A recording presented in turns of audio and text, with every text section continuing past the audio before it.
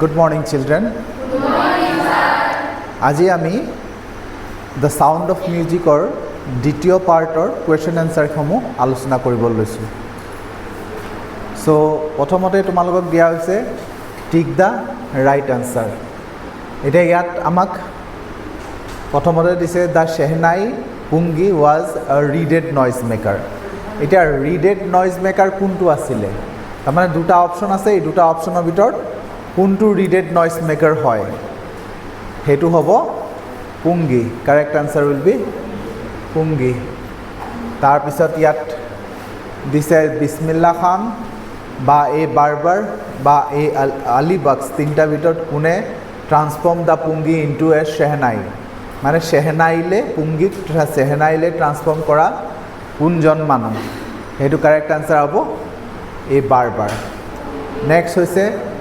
বিছমিল্লা খানছ পেটাৰ্নেল এনচেক্টাৰ্ছ ৱেৰ বাৰ্বাৰ্ছ নে professional musician. চ' আমি জানো সেইটো হৈছে professional musicians. Bismillah Khan learn to play the shehnai from Ali Bux, Paigambar Bux, Ustad Faiyaz খান। চ' এইটো আমাৰ হ'ব আলী বক্স। আচ্ছা, নেক্সট আহিলে Bismillah Khan's first trip to abroad was Afghanistan, USA নে কানাডা। চ' আমি জানোৱে প্ৰথমটো হৈছে আফগানিস্তান। আমি এনচাৰখিনি লিখি থৈছোঁ, তোমালোকে ইয়াৰ পৰা চাই কপি কৰি ল'ব পাৰিবা।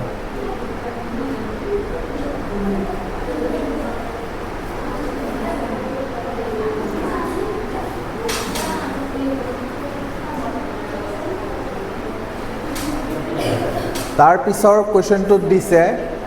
Find in the word in the text which শ্ব'জ Ustad Bismillah Khan's feeling about the items listed below, the mark a tick in the correct column. Tick mark মাৰিবলৈ কৈছে, এইটো মানে পজিটিভ, নেগেটিভ, নিউট্ৰেল, কেনেকুৱা ধৰণৰ ফিলিং আছে তেওঁৰ। গতিকে এইটো আমি কৰি থৈছোঁ, তোমালোকে নোট ডাউন কৰি ল'বা। যিটো টিচিং চিলড্ৰেন ইন মিউজিক, তেখেতে সেই ক্ষেত্ৰত পজিটিভ এটিটিউড আছিলে। তাৰপিছত ইন দ্য ফিল্ম ৱৰ্ল্ড, চিনেমাৰ জগতক নেগেটিভ আছিলে। আৰু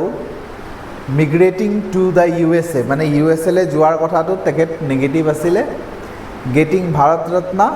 সেইটো পজিটিভ আছিলে। The banks of the Ganga positive, আৰু লিভিং বানাৰস এণ্ড দামৰাৱন, সেইটো নেগেটিভ আছিলে। তাৰপিছত কুৱেশ্যনবোৰ আহিলে, ইয়াত 30-40 বুলি কৈছে। আমি 30-40 কথাটো সিমান লক্ষ্য নকৰোঁ, আমি আমাৰ কুৱেশ্যনে যি কয় সেইমতে আমি উত্তৰটো দিম।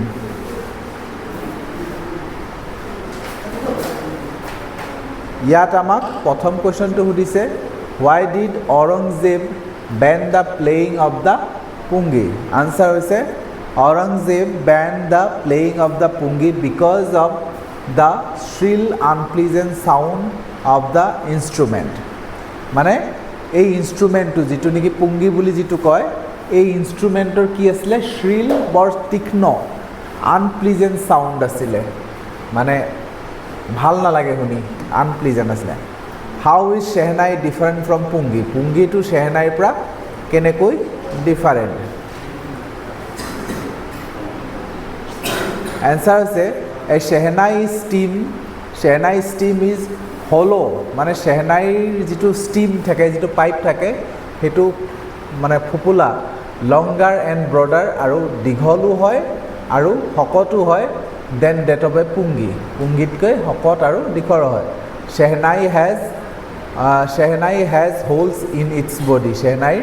মানে গোটেই বডিটোত, বাঁহটোৰ বা হেৰিটোৰ পাইপটোৰ বডিটোত তোমাৰ হেৰি আছে, হোল আছে। নেক্সট কুৱেশ্যন হৈ গ'ল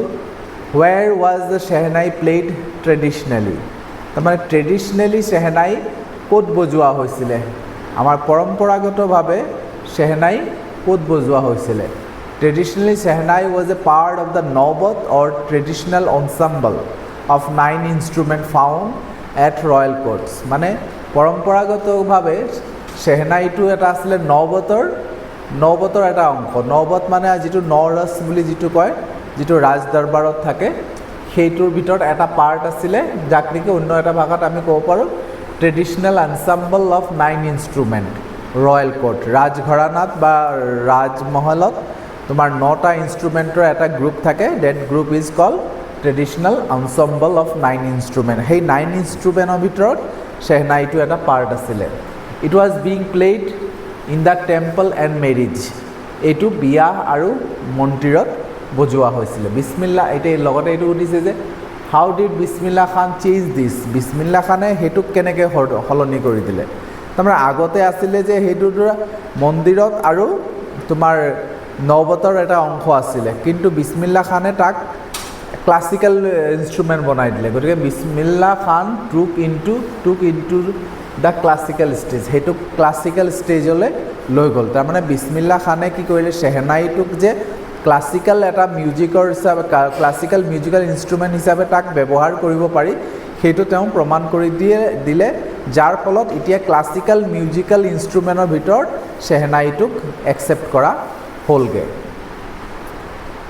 নেক্সট আহিলে when and how did Bismillah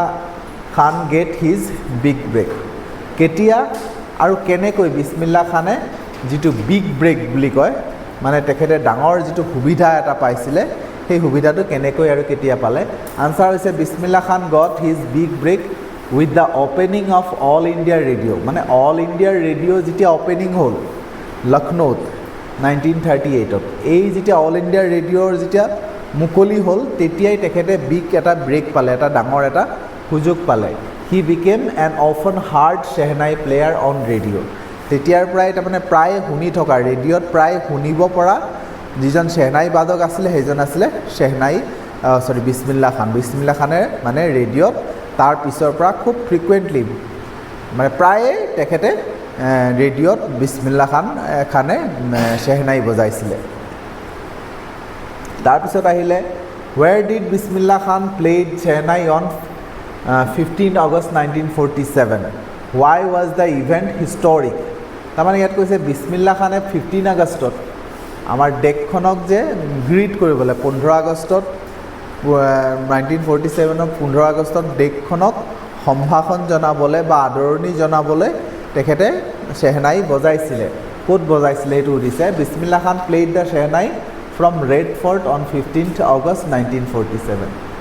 যে ৰেড ফৰ্টত বজাইছিলে ৰেড ফৰ্টৰ পৰা বজাইছিলে 1947ত he was the first Indian তেখেতে আছিলে প্ৰথম ভাৰতীয় যিজনে গ্ৰীট কৰিছিলে নেক্সটজনক দেশক সম্ভাষণ জনাইছিলে বা আদৰণি জনাইছিলে উইথ হিজ শেহনাই বজাই পেলাই এতিয়া কথা এটা আকৌ সুধিছে Y was the event historic এই যে ঘটনাটো ইমান ঐতিহাসিকপূৰ্ণ কিয় আছিলে ইয়াত কথাটো এইটো হৈছে এনচাৰটো Bismillah Khan played Raag Kafi to an audience that included Pandit Jawaharlal Nehru তাৰমানে এইটো হিষ্টৰিকেল মুমেণ্ট এইকাৰণে হয় কাৰণ সেই যে অডিয়েন্স আছিলে সেই অডিয়েন্সত পণ্ডিত জৱাহৰলাল নেহেৰু আছিলে য'ত নেকি তেখেতেও ৰাগ কাফি মানে শেহনাইত ৰাগ কাফি বজাইছিলে সেই কাফি ৰাগটো শ্ৰোতা হিচাপে পণ্ডিত জৱাহৰলাল নেহেৰু তাত অন্তৰ্ভুক্ত আছিলে নেক্সট আমাক সুধিছে যে why did Bismillah Khan refuse to start a shehnai school in the ইউএছএত কেলে মানে তেখেতে শেহনাইৰ স্কুল খুলিবলৈ কিয় মানা কৰিছিলে why did Bismillah Khan refuse to start a shehnai school in the ইউএছএত বিছমিল্লা খানে কিয় শেহনাই স্কুল খুলিবলৈ অমান্তি হৈছিলে বিছমিল্লা খান ৰিফিউজ কৰিছিলে to start a shehnai school in the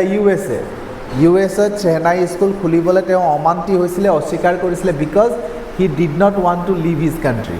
কাৰণ তাত যদি তেখেতে শেহনাই স্কুল খুলিবলৈ হয় তেতিয়া তেখেতে গৈ তাত থাকিব লাগিব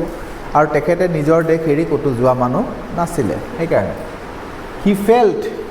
N unbreakable bond with his town তেওঁ তাৰমানে কি হ'ল অনুভৱ কৰি থাকিলে সকলো সময় গোটেই জীৱনটো তেখেতৰ নিজস্ব চহৰৰ লগত এটা এৰাব নোৱাৰা এটা মৰম এটা বান্ধোন তেখেতৰ মনত সদায় আছিলে যিটো নেকি হৈছে দামৰাৱান আৰু বানাৰস উইথ গংগা ৰিভাৰ গংগা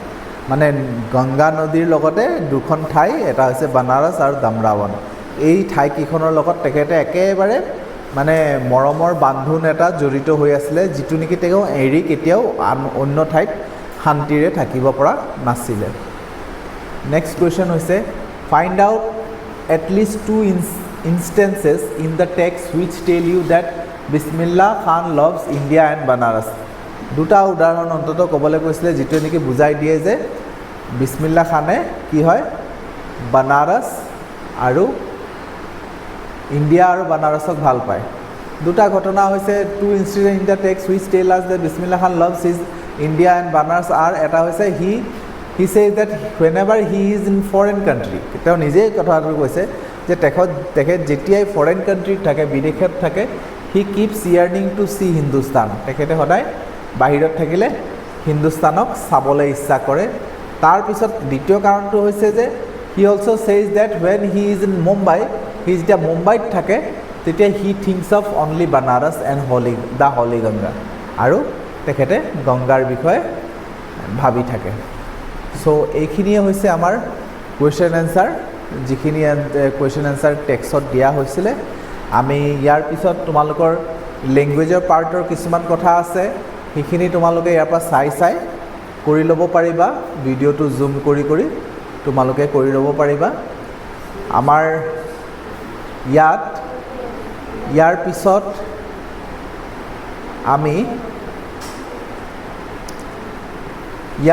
আমি এই লেশ্যনসমূহৰ ওপৰত আমি এডিশ্যনেল কুৱেশ্যন কিছুমান আৰু MCQ কিছুমান আলোচনা কৰিম আজিলৈ আমাৰ ক্লাছ ইয়াতে শেষ হৈছে ধন্যবাদ